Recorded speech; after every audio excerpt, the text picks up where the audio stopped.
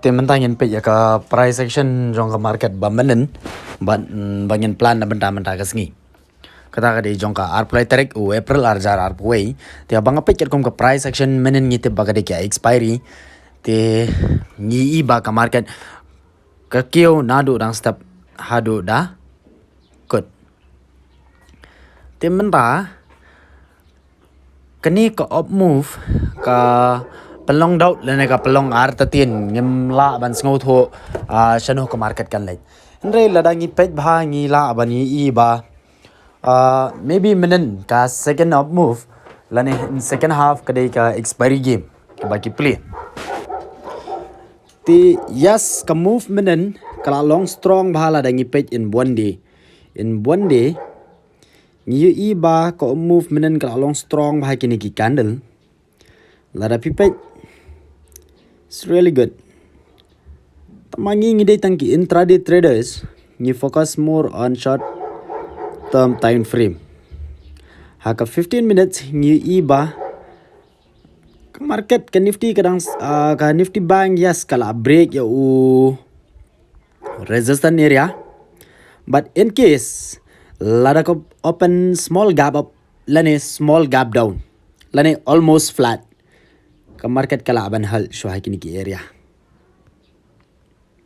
kanal ikini ki area and then kala ban shimpor kumba shikintai kumtahi dan nyen avoid trading sho until and unless lada ka market ka open gap up above shubo kala ban break ini area jungki lai pu arjar ars pasan pau ye dan obviously but lada ka sustain sejerong hiam obviously ke market kan kio aduh live hajar ars pasan po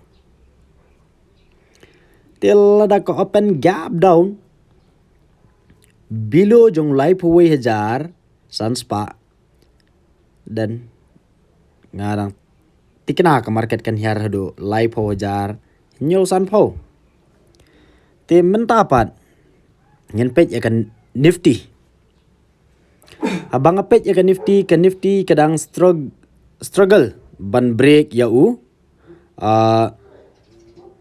resistance zone, but ka nifty kalong more interesting than bank nifty lara ka nifty ka poi kini ki area in case ka open gap up na kini ki area selling pressure might come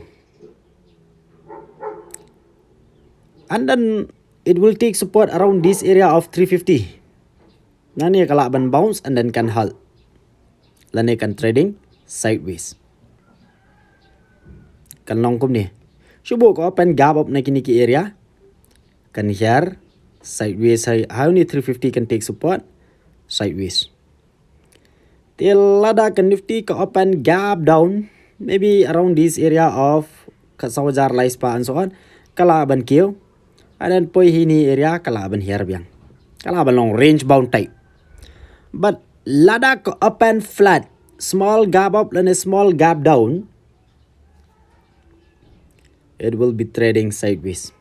Sideways, kala ban break shajrong or shapo.